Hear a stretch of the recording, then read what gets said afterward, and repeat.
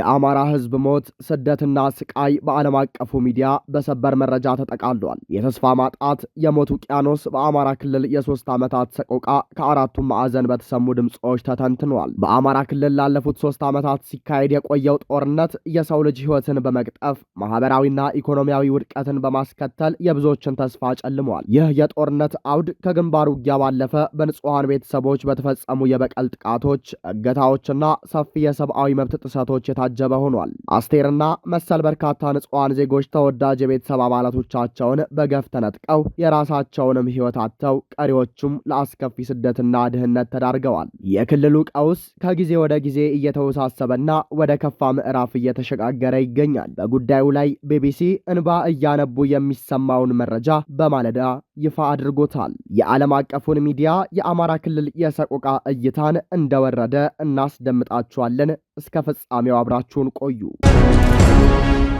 አስቴር ለመጨረሻ ጊዜ ባለቤቷን ያየችው ቅዳሜ ዕለት ለምሳ ሲመጣ ነው። ሁሌም እንደሚያደርገው ምሳ በልቶ የ2 ዓመት ልጁንና እርሷን ተሰናብቶ ነው የወጣው። ይቺ ቀን አስቴር መቼም አትረሳትም። ተራ ቅዳሜ አይደለችም። አስቴር ከልጇ ፊት ዞር አለች። ከቤታቸው ግቢ ውስጥ ቁጢጥ ብላ ከ2 ዓመት በፊት ሕይወቷን ስለቀየረው ክስተት ወደ ኋላ እያብሰለሰለች ነው። 1 ደቂቃ እንኳን በቅጡ አላወራችም። እንባዋ ቀደማት። ሳግ እየተናነቃት ቀጠለች። ቅዳሜ ነው። ቅዳሜ ከሰዓት በአካባቢው የተሰማው ዜና የረበሻት አስቴር ባለቤቷ ላይ ደጋግማ ስልክ ደወለች። ባለቤቷም አታስቢ፣ ደህና ነኝ፣ የሚፈጠረው ስለማይታወቅ ከቤት እንዳትወጪ ይላታል። የአስቴር የጭንቀት ምንጭ በአማራ ክልል ጥቅምት 10 ቀን 2016 ዓ.ም 2 የመከላከያ ሰራዊት አዛዦች መገደላቸው ነው። አካባቢው ተረብሿል። ወታደሮቹ የተገደሉት ባለቤቷ ከሚመራው ተቋም ፊት ለፊት ነው። እናንተ ናችሁ ለጽንፈኛው ወይም ለፋኖ ኃይሎች ጠቁማቸው ያስገደላችኋቸው በሚል የመንግስት የጸጥታ ኃይሎች የ36 ዓመቱን የአስቴርን ባለቤት ጨምሮ የህንፃውን ባለንብረትና የተቋሙን የጥበቃ ሰራተኛ ካምፕ ወዳደረጉት የግብርና ምርምር ተቋም እንደወሰዷቸው እማኞች ለቢቢሲ ተናግረዋል። በህይወት የተመለሰው ግን አንድ ሰው ብቻ ነው። ከዚህ በኋላ የሆነውን አላውቅም ትላለች አስቴር በደመ ነፍስ ሆና አስከሬን መቀበሏን ስታስረዳ። እስከ 12 ሰዓት ድረስ ጠበቅኩ። ከዚያ የጥይት ድምፅ ሰማሁ። ደነገጥኩ። ይገድሉታል ብዬ አልጠበቅኩም። ከሰው የሚደርስ አይደለም። ባሌ ስለሆነ ብቻ አይደለም፣ እርሱ ለባዳም ለዘመድም ሩህሩህ ነው። ከራሱ በላይ ሰውን ያስቀድማል ትላለች አስቴር ድምጿ በሐዘን እየተቆራረጠ። ከተወሰደ ከሰዓታት በኋላ የአስቴር ባለቤት በጥይት ተመትቶ አስከሬኑ መንገድ ላይ ወድቆ ተገኝቷል። ልጃቸው ገና 2 ዓመቷ ነበር። ከአስቴር ባለቤት ጋር ተወስደው ከተገደሉትና አስከሬናቸው ከከተማ ውጪ ወይም ከካምፑ አቅራቢያ ከተገኙት የጥበቃ ሰራተኛው አቶ አበበ የቀድሞ የመከላከያ ሰራዊት አባልና የ3 ልጆች አባት ነበሩ። አንደኛውን ልጃቸውን ግን ለመሳም አልበቁም። እርሳቸው ሲገደሉ ባለቤታቸው የ8 ወር ነፍሰ ጡር ነበሩ። 3 ዓመታትን ደፍኖ 4ኛ ዓመቱን አንድ ብሎ መቁጠር የጀመረው የአማራ ክልል ጦርነት እንደ አስቴር ባለቤትና እንደ አቶ አበበ ከፍርድ ውጭ ግድያዎችን ጨምሮ ንጹሐን ገፈቱን እየቀመሱ ነው። ከወራት አለመረጋጋት በኋላ ሐምሌ 28 ቀን 2015 ዓ.ም በፋኖ ኃይሎችና በመንግስት መካከል ዳግም የፈነዳው የትጥቅ ግጭት ሚሊዮኖች ላይ ዳፋውን ማሳረፉን የትጥቅ ግጭቶችን የሚመዘግበው የአክሌድ መረጃ ይጠቁማል። በአክሌድ ትንተና መሰረት ከጥር እስከ ሐምሌ 2018 ዓ.ም ድረስ ባለው ጊዜ ከ8 ሚሊዮን በላይ ሰዎች ለግጭት ተጋልጠዋል። ግጭቱ ሁሉንም የክልሉን አካባቢዎች ቢያዳረስም ምዕራብ ጎጃም፣ ሰሜን ወሎና ሰሜን ሸዋ በስፋት የተሰራጨባቸው አካባቢዎች ናቸው። እንደ አክሌድ መረጃ ሰሜ አይጠቀስ ያሉ የህግና የፖለቲካ ጉዳዮች ተንታኝ የአማራ ክልልን የ3 ዓመት የጦርነት አውድ ሁሉንም ወገኖች እያወደመ ያለ ጦርነት ሲሉ አስከፊነቱን ይገልጹታል። ሁሉም ተፋላሚ ኃይሎች ከባድ የሰብአዊ መብት ጥሰቶችን በመፈጸም ቢከሰሱም የመንግስት ኃይሎች በአማራ ክልል ውስጥ ለሚፈጸሙ አብዛኛዎቹ የሰብአዊ መብት ጥሰቶች ተጠያቂ ናቸው። ባለሙያዎቹ መንግስት የዜጎችን መብት የመጠበቅና ማስጠበቅ የህግና የሞራል ኃላፊነቱን ባለመወጣቱ ብቻ ሳይሆን ራሱ አጥቂ ሆኖ በመቅረቡ ከባድ ክስ ያቀርባሉ። ክልሉ ከ3 ዓመት በላይ ህጋዊ ባልሆነ የአስቸኳይ ጊዜ አዋጅ ስር የሚገኝ ሲሆን የመብት ገደቦች አሁንም እንደቀጠሉ ናቸው። ቢቢሲ ከክልሉ መንግስት ምላሽ ለማግኘት ለሳምንታት ቢጠብቅም ምላሽን አላገኘም። አብዛኞቹ ንጹሐንን ኢላማ ያደረጉ ጥቃቶች በሁለቱ ተፋላሚ ወገኖች መካከል ውጊያ ከተደረገ በኋላ የሚፈጸሙ ሲሆኑም ኢላማቸውን በሳቱ የከባድ መሳሪያ ጥቃቶች የተገደሉ ነዋሪዎችም አያሌ ስለመሆናቸው ሪፖርቶች ያመላክታሉ። ከውጊያ ግንባር ውጭ በተለይም በመንግስት የስራ ኃላፊዎች ላይ የሚፈጸሙ የኢላማ ግድያዎችም የክልሉ የጦርነት አውድ ሌላኛው መገለጫ ነው። የመንግስት ኃይሎች ደግሞ የፋኖ ቤተሰቦች ላይ ሲያነጣጥሩ ፋኖን ይደግፋሉ ያሏቸውን ንጹሐንን ጨምሮ እስራት፣ ግድያና ሌሎች ጥቃቶችን በስፋት እንደሚፈጽሙ ምርመራዎች ያሳያሉ። ግንቦት 29 ቀን 2016 ዓ.ም የሰሜን ሸዋ ዞን የቀበት ወረዳ የአስተዳደር ጽህፈት ቤት ኃላፊ የሆኑት ወይዘሮ ሚሊሹ በቀለ መንገድ ላይ ተገድለዋል። የ6 ወር ነፍሰ ጡር ነበሩ። ወይዘሮ ሚሊሹ በአማራ ክልል ጦርነት የመንግስት የሥራ ኃላፊዎች ላይ በሚያነጣጥሩ ጥቃቶች ከተገደሉ በርካታ ሰዎች መካከል አንዷ ናቸው። ግጭቱ ከተቀሰቀሰ ወዲህ ወይዘሮ ሚሊሹን ጨምሮ የአካባቢው አመራሮች በታጣቂዎች የሚደርስ ጥቃት ሽሽት ቤታቸውን ጥለው ጥብቅ ጥበቃ በሚደረግበት የአስተዳደር ቢሮ እንደሚያድሩ ቤተሰቦቻቸው ለቢቢሲ ተናግረዋል። ለ15 ዓመታት ያህል በጤና ባለሙያነት ያገለገሉት ወይዘሮ ሚሊሹ ለአዳር ወደ አስተዳደር ቢሮ እየተጓዙ እያለ ሰርገው በገቡና ፋኖ ናቸው በተባሉት 2 ታጣቂዎች መንገድ ላይ እንደተገደሉ ባለቤታቸው ለቢቢሲ አረጋግጠዋል። ሲነግሩኝ በቁሜ ወደቅኩ። ሰዎች ደገፉኝ። ስረጋጋ ሮጭ ሄጄ አስከሬኗ ላይ ወደቅኩ። ከወደቀችበት አንስተው ነጠላ አልብሰው አስተኝተዋታል። ማየት አለብኝ አልኳቸው። ምኑን ታያታለህ አሉኝ። አይኗ ስር ነው የተመታችው። በግፍ ነው የገደሏት። በጣም በሚያሳዝን ሁኔታ ይላሉ። በኢትዮጵያ በተለይም በትግራይና ኦሮሚያ ክልሎች ከገዢው ብልጽግና ፓርቲ ጋር ግንኙነት ያላቸው የአካባቢ አስተዳደሮች የጥቃት ኢላማ እንደሚሆኑ አክሌድ በሪፖርቱ ይገልጻል። ይህ የስጋት አዝማሚያ ከ2015 ዓ.ም አጋማሽ ወዲህ በአማራ ክልል መስፋፋቱን የሚጠቁመው ድርጅቱ የአካባቢው አስተዳዳሪዎች ጥቃት የፖለቲካ ግብን ለማሳካት ጥቅም ላይ እየዋለ ነው ብለዋል። የአካባቢው ባለስልጣናት ለታጣቂ ቡድኖች ተቃራኒ ፍላጎቶችን ይወክላሉ። ስለዚህም የአመፁን ከፍተኛ ዳፋ ተሸክመዋል። የፋኖ ኃይሎች የወረዳ አስተዳዳሪዎች፣ የካቢኔ አባላትና የብልጽግና ጽህፈት ቤት እንዲሁም የጸጥታ ኃላፊዎች ላይ እንደሚያነጣጠሩ ይታመናል። ደቡብ ጎንደር ዞን ከሌሎቹ የክልል አካባቢዎች የባሰ በሚመስል ሁኔታ በርካታ የወረዳ አስተዳዳሪዎችና የስራ ኃላፊዎች ተገድለዋል። አንድ የአካባቢው የመንግስት ምንጭ በስብሰባዎች ላይ ፋኖን የሚያንቋሽሽ አስተያየት የሚሰጡም የመንግስት የስራ ኃላፊዎች ኢላማ እንደሚሆኑ ጠቁመዋል። መረጃ አላቸው። ሰዎችን ይመርጡና እናንተን አንለቃችሁም እንዲናደርጋለን ብለው ዛቻ ይልኩባቸዋል። ምቹ ሁኔታ ካገኙ አይምሯቸውም ሲሉ ኃላፊዎቹ እንዴት ኢላማ እንደሚደረጉ ገልጸዋል። በዞኑ እርሳቸው በሚያውቋቸው ከ10 በላይ የመንግስት የሥራ ኃላፊዎች እንደተገደሉ ጠቁመዋል። የብዙዎቹ አመራር ልጆች ወላጅ አልባ እየሆኑ ነው ያለው። አደጋው ከባድ ነው ይላሉ። የመንግስት የሥራ ኃላፊዎች ላይ ያለው ስጋት ስራቸውን በርቀትና ደህንነት ባለባቸው አካባቢዎች ሆነው እንዲሰሩ አስገድዷቸዋል። ስጋቱ ኃላፊዎች ያለ እጀባ እንዳይንቀሳቀሱ ከማድረግ ባሻገርም በተለይም የወረዳ ኃላፊዎች ኑሯቸውን የጦር ካምፕ ውስጥ እንዲያደርጉ ማስገደዱን አመልክቷል። ማንኛውም አመራር ያለ እጀባ ከእያንዳንዱ ከተማ አስተዳደርና ወረዳ ወጥቶ ወደ ሌላ ቦታ መሄድ አይችልም። የደቡብ ጎንደር ዞን ፖሊስ ዋና አዛዥ ኮማንደር ንጉስ ታመነ የአመራሮች ግድያ በተለይ በ2016 እና በ2017 የከፋ ነበር ሲሉም ጠቅሰዋል። ይሁን እንጂ ኮማንደሩ በዞኑ አብዛኞቹ የመንግስት የሥራ ኃላፊዎች በውጊያ እንደተገደሉም ገልጸዋል። የሲቪል መሪዎች በውጊያዎች በቀጥታ እንደሚሳተፉ የፖሊስ አዛዡም ተናግረዋል። ራሳቸውን ለመከላከል መሳሪያ ታጥቀው ነው የሚንቀሳቀሱት ሲሉም ያብራራሉ። ከተማረኩ በኋላ የሚገደለው ግን ብዙ ነው ሲሉም የአካባቢውን ነባራዊ ሁኔታ ገልጸው የአመራር ቤተሰቦችም የጦስ ዶሮ እንደሚሆኑ ጠቁመዋል። የፋኖ ኃይሎች ከዚህ ቀደም ለቢቢሲ የመንግስት የሥራ ኃላፊዎችን መሳሪያ ከያዘው ወታደር ለይተን አናያቸውም በማለት የውጊያው አካል እንደሆኑ ተናግረዋል። የመንግስት የጸጥታ ኃይሎች ደግሞ የፋኖ አባላት ቤተሰቦችና ፋኖን ይደግፋሉ የሚሏቸው ንጹሐን ላይ ወከባ፣ ዛቻ፣ እስር፣ ንብረት ማገድ፣ ግድያ እንዲሁም ሌሎች ጥቃቶችን እንደሚፈጸሙ የሰብአዊ መብት ሪፖርቶች ያመለክታሉ። በ2016 ዓ.ም መጨረሻ በደጀን ወረዳ ባለቤቷ የፋኖ አባል በመሆኑ ለወራት ታስራ የቆየችው የ6 ወር ነፍሰ ጡሯ ንጹህ መኮንንና የ44 ዓመት አማቷ ወይም የፋኖ አባሉ እናት ከታሰሩበት ፖሊስ ጣቢያ እንዲወጡ ተደርገው በግፍ መገደላቸው ቤተሰቦች ለቢቢሲ ተናግረዋል።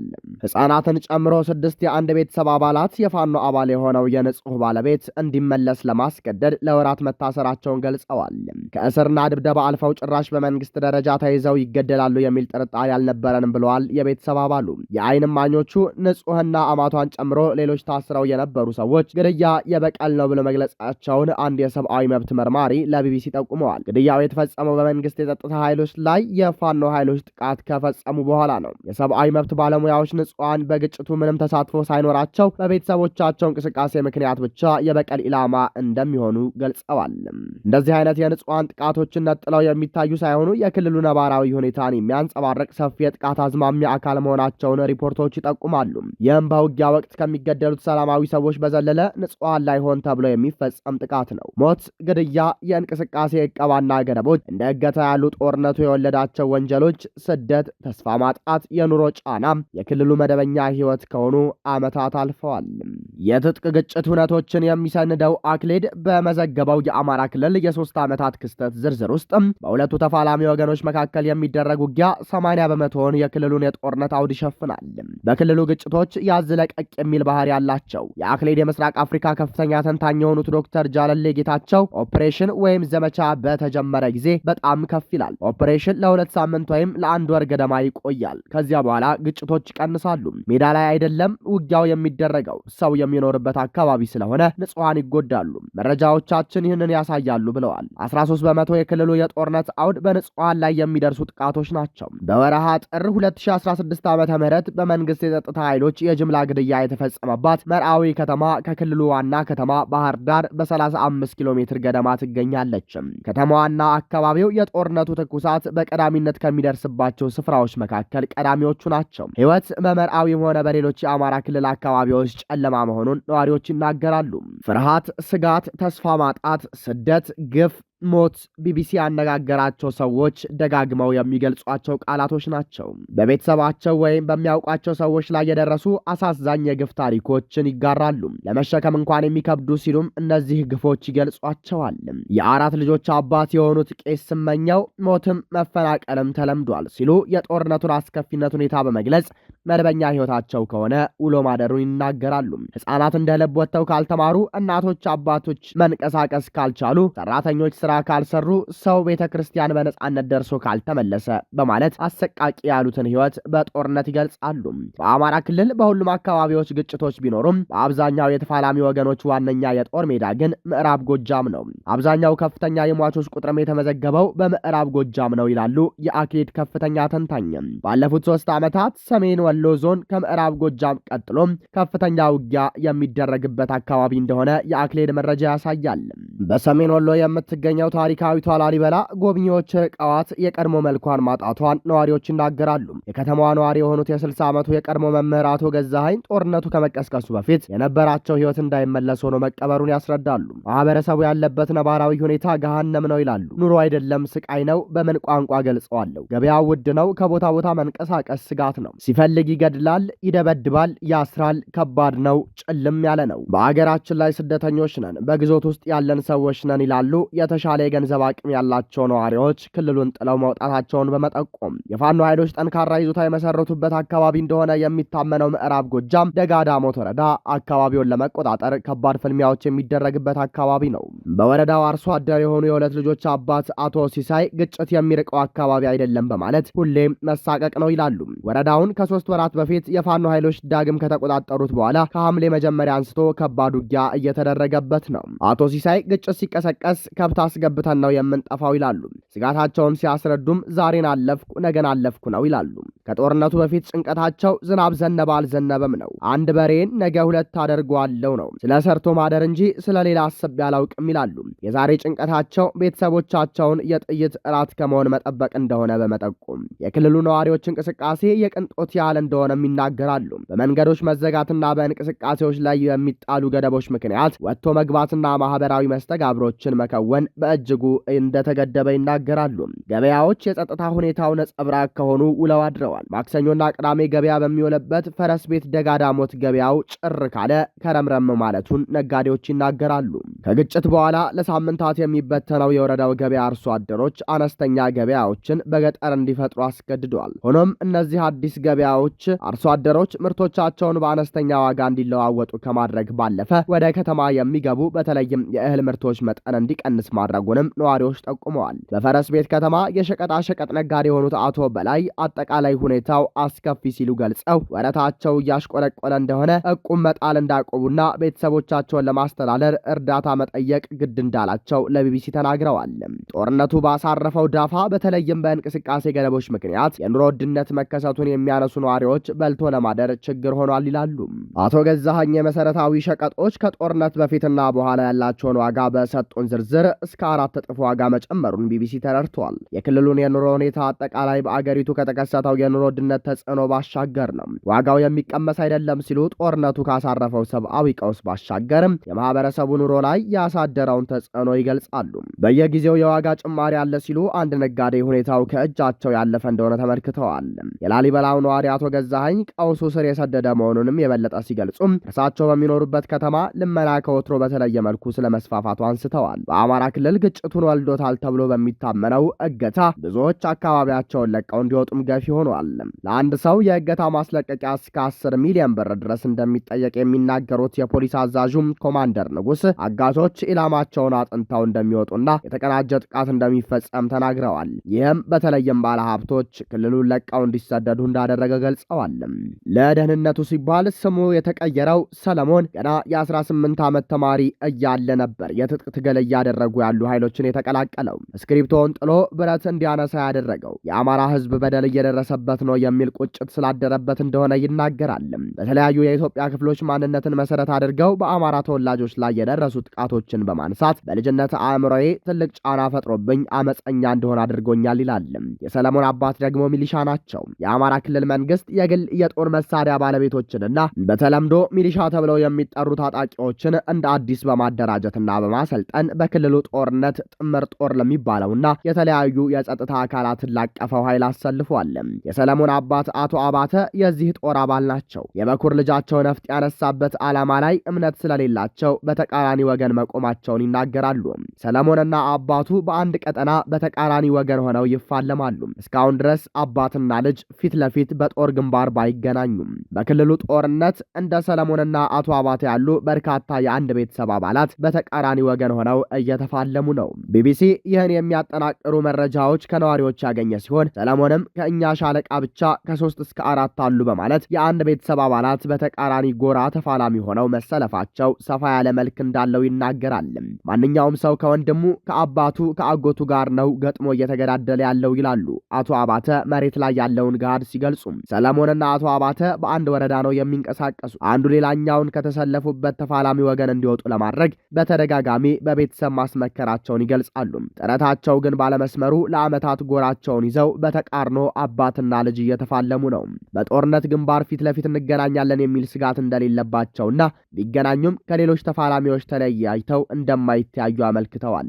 አፈሙዝ ተዘርግቶ የእገሌ ልጅ የእገሌ አባት አይባልም፣ ጦርነት አስከፊ ነው ይላሉ አቶ አባተ። አባት ነው፣ ዝምድና አይሻርም፣ ግን ደግሞ ለእርሱ ያለኝ ስሜት አሁን ዜሮ ነው ይላል ሰለሞን ከወጣበት ዓላማ ንቅንቅ እንደማይል እየገለጸ። 7 ወንድሞችና እህቶች እንዳሉት የሚናገረው ሰለሞን የአባትና ልጅ በተቃራኒ ወገን መቆም ተጽዕኖ እንዳሳደረባቸው ይናገራል።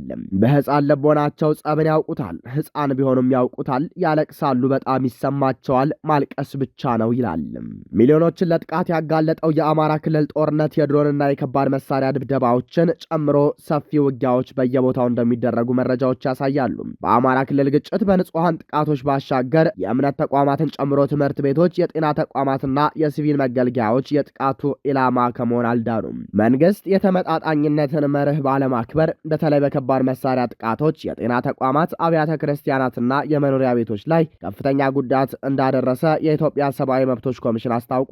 ከዚህ ባሻገርም ኮሌጆችን ጨምሮ ትምህርት ቤቶች፣ የመንግስት ተቋማት፣ የልማት ድርጅቶችና የግለሰብ ንብረቶች ለተፋላሚ ኃይሎች ካምፕ እንደተደረጉ ቢቢሲ ያሰባሰባቸው መረጃዎች ይጠቁማሉ። በክልሉ በተለይ ንጹሐን ላይ የሚፈጸሙ ጥቃቶች በሚገባ ተሰንደዋል ተብሎ ባይታመንም የሰብአዊ መብት ድርጅቶች በሰብአዊነት ላይ የተቃጣና እንደ ጦር ወንጀል የሚታዩ ጥቃቶች መፈጸማቸውን ይገልጻሉ። መቀመጫቸውን በአውስትራሊያ ያደረጉት የሰብአዊ መብት ባለሙያ ዶክተር ይርጋገላው ግን በክልሉ በንጹሐን ላይ የሚፈጸሙ ጥቃቶች ከእነዚህ ወንጀሎችም ከፍ ያሉ ናቸው የሚል እምነት አላቸው። ህዝቡ ለከፍተኛ የሰብአዊ መብት ረገጣ ተዳርጓል። ከዚህም አልፎ ህይወቱን ወደፊት ለማስቀጠል የሚያስችለው ሰርቶ ዘርቶ ነግዶ ወዘተ ለመኖር እንዳይችል የሚያደርግም ሁኔታ ተፈጥሯል። በሰላምና በህግ የመኖር እድሉን አጥቷል ሲሉ በአጠቃላይ በህዝቡ የሚፈጸሙ በደሎች የተቀናጁና ስልታዊ ናቸው ይላሉ። ከዘር ተኮር ጥቃት ተለይቶ የሚታይ አይደለምም ይላሉ። ላምኪን ኢንስቲትዩት ባለፈው መጋቢት ወር ለአማራ ክልል ሁለተኛውን የዘር ፍጅት ማስጠንቀቂያ አውጥተዋል። በአማራ ክልል ሁለቱ ተፋላሚ ኃይሎች የትኞቹን አካባቢዎች እንደሚቆጣጠሩ በግልጽ ለማሳየት ከባድ ነው። ይሁን እንጂ ከነዋሪዎች ምስክርነትና ከተፋላሚ ኃይሎች እንቅስቃሴ በመነሳት በአመዛኙ የዞንና ወረዳ ከተሞች በመንግስት ኃይሎች ቁጥጥር ስር ሲሆኑ የገጠር ቀበሌዎች ደግሞ በፋኖ ኃይሎች ስር ይገኛሉ። ይገኛሉ። የፋኖ ኃይሎች ሙሉ ለሙሉ የሚቆጣጠሯቸው የተወሰኑ ወረዳዎች እንዳሉ ቢቢሲ ማወቅ ችሏል። በሚቆጣጠሯቸው አካባቢዎች አስተዳደር ይመሰርታሉ። ምንም እንኳን መንግስት ከቁጥጥሩ ውጭ የሆኑ አካባቢዎች እምብዛም የሉም ቢልም በዚህ መሃል ያለፉት 3 ዓመታት የክልሉ የጦርነት አውድ ገፈቱ ለንጹሃኑ ማህበረሰብ መትረፉ በሰፊው ይታመናል። ቢቢሲ ካነጋገራቸው በሁሉም የክልሉ ጥግ ያሉ ነዋሪዎች የጦርነቱ መቋጨት ላይ ተስፋ እንደሌላቸው ተረድተዋል። በሰው የሚፈታ አልመሰለንም፣ መድኃኔዓለም ፊቱን አዙሮልን በቃችሁ ባሉን ሲሉ የላሊበላ ነዋሪው አቶ ገዛኝ ይማጸናሉ። ከዚህ ሁሉ ጉድ አውጣን እያለን ነው ሲሉ ሌላ ነዋሪ ተማጽኗቸውን ለፈጣሪ እንደሆነ ተናግረዋል። የጦርነቱ ተፋላሚ ኃይሎች በየፊናቸው አሸናፊዎች እንደሆኑ መናገራቸውን ቀጥለዋል። በጦርነቱ ሁለቱም ተፋላሚ ኃይሎች አሸናፊ ሆነው መውጣት እንዳልቻሉ የሚናገሩትም የህግና ፖለቲካ ጉዳዮች ተንታኝ የፌዴራል መንግስቱን እርምጃዎችና አያያዝ ተንተርሰው የጦርነቱን መቀጠል መንግስት ይፈልገዋል ሲሉ ይከሳሉ። ጦርነቱን በሰላማዊ መንገድ ለማስቆም እውነተኛ ጥረቶች እንዳሉ አይታመኑም። ይልቁንም የድርድር እንቅስቃሴዎች በመንግስት በኩል የይስሙላ ሆነው የሚታዩ ሲሆን የፋኖ ኃይሎች ደግሞ ለድርድር በራቸውን የዘጉ ይመስላሉ። ባለፈው ህዳር መጨረሻ ለህዝብ እፎይታ የሚሰጥ ነው የተባለ የሰላም ስምምነት ከፋኖ ተነጥሎ በወጣ ቡድንና በአማራ ክልል መንግስት መካከል ተፈርሟል። ይሁን እንጂ ስምምነቱ ጦርነቱን ያስቆም አይመስልም። በስራቸው ምክንያት ስማቸው እንዳይጠቀስ የጠየቁት ተንታኙም ይህ ስምምነት እርባና የሌለው ነው የሚሉ ሲሆን ከዚህ ቀደም ተሞክሮ የከሸፈ ስልት ነው ይላሉ። ዘላቂ ሰላምን የሚያሳካ እውነተኛ ድርድር ከማድረግ ይልቅ መንግስት አሁንም እንቅስቃሴውን በመከፋፈል ተነጣጥለው የወጡ ቡድኖችን በማስገባትና ከእነርሱ ጋር ብቻ በመደራደር ፋኖን እንደሚያዳክም ያምናል ሲሉ መሬት ላይ የመጣ ለውጥ እንደሌለ በመጥቀስ ከአጭር ጊዜ የፖለቲካ ትርፍ ውጪ ጠብ ያለ ነገር የለም ይላሉ። ቢቢሲ የፋኖን ክንፍ ወክለው ስምምነቱን የፈረሙት አቶ ማስረሻ ሰጤን ስለ ስምምነቱ ይዘትና ገቢራዊነት ለማነጋገር ጥያቄ ቢያቀርብም መልስ ለመስጠት ፈቃደኛ አልሆኑም። ስምምነቱን አደራደሩ ከተባሉ የአፍሪካ ህብረትና ኢጋድ ሚናቸውን በተመለከተ ቢቢሲ አስተያየት እንዲሰጡ ጠይቆ መልስ አላገኘም። ቢቢሲ በፊርማ ስነ ስርዓቱ ላይ ለተገኙት የአፍሪካ ህብረት ምክትል ኮሚሽነር ሰልማን ማልካ ሀዴዲ እና ለኢጋድ ምክትል ዋና ጸሐፊ መሐመድ አብዲ ዋሬ ጥያቄ አቅርበዋል። የህግና ፖለቲካ ተንታኙ በአማራ ክልል ከ3 ዓመት በፊት ለፈነዳው ግጭት ስር መሰረት የሆኑ ጉዳዮች ታማኝና አካታች በሆነ ድርድር የማይፈቱ ከሆነ ጦርነቱ እንደሚቀጥል አመልክተዋል። በአክሌድ ቢሆን እይታ የአማራ ክልል ጦርነት በመጪዎቹ ጥቂት ወራት ማለትም ከ3 እስከ 6 ወር ከዚህ በበለጠ የተባባሰ የተወሳሰበና የሰፋ ሊሆን የሚችልበት እድል ከፍተኛ ነው። ለዚህ ደግሞ ስጋት ያሳደረው የትግራይ ክልል ውጥረት ትልቅ ሚና የሚኖረው ሲሆንም ሁለቱ ክልሎች የባለቤትነቱ ዝግብ የሚያነሱባቸው አካባቢዎች የጦርነት ሜዳ እንደሚሆኑ የሚገምተው አክሌድ የፋኖ ኃይሎች ደግሞ ተስበው ከመግባት ባለፈ በአቋም ልዩነት ሊከፋፈሉ እንደሚችሉ ተጠቁሟል። የአማራ ክልል ጦርነት ትኩረት ተነፍጎት ዓመታትን እየቆጠረ ባለበት ጊዜ እንደ አስቴር ያሉ ቤተሰባቸውን በግፍ የተነጠቁ ሰዎች ዳፋውን መቋቋም እንዳልቻሉ ይናገራሉ። የአስቴር ባለቤት የቤተሰቡ አስተዳዳሪ የነበረ ሲሆን የልጃቸውንና የቤተሰቦቻቸውን ሕይወት የማሻሻል ህልም ነበረው። አስቴር የባለቤቷን አስከሬን ከመቅበር አካባቢውን ለቃ ከወጣች በኋላ ትዳር መስርታ ወደ ነበረችበት ቤቷ ዳግም አልተመለሰችም። ከግድያው በኋላ ባሉት ዓመታት አሁን 4 ዓመት የሆናት ልጃቸውን ለማሳደግ የቤተሰቦቿን እጅ ማየት ብቸኛ አማራጯ ሆኗል። ቤት ሲፈርስ ብዙ ነገር ይጎድላል። በዓል ሲመጣ ትከፍያለሽ፣ ያሳለፍሽው ነገር ትዝ ሲልሽ ትከፍያለሽ እና አለቅሳለሁ። ከባድ ነው። የእኔን ህይወት ይህ ነው ብዬ ልገልጸው አልችልም። አስቴር ያለችበትን ሁኔታ እያወራች እያለ እስካሁን አባቷ በህይወት እንደሌለ የማታውቀው የ4 ዓመት ልጇ ከቤት ወጣች። አይኔን አቃጥሎኝ ነው የኔ ወርቅ ሂጂ ግቢ ያለቻት የእናቷን ማልቀስ በማየቷ ለተጨነቀችው ህፃን አስቴር ምንም እንኳን የህይወት አጋሯን በግፍ ብትነጠቅም ለልጇ ስትል ጠንካራ መሆን እንዳለባት ታምናለች። ግን ዛሬም ድረስ የባለቤቷን ሞት አምና መቀበል አልቻለችም። ይመጣል ብላ ተስፋም ታደርጋለች። ለልጄ መቆየት አለብኝ። ልጄ አባቷን አታ አሁን ደግሞ እኔን እንድታጣኝ አልፈለግም። ቢከፋኝም እነርሱን ማለትም ልጇንና እናቷን አስብና መልሼ በረታለሁ። ምንም ተስፋ የማደርገው ነገር የለኝም በማለት ያስነበበን ቢቢሲ ነው። አድማጭ ተመልካቾቻችን እስከ ፍጻሜው አብራችሁን ስለነበራችሁ ልባዊ ሰላምታችንን እያቀረብን ቸር ተመኘንን።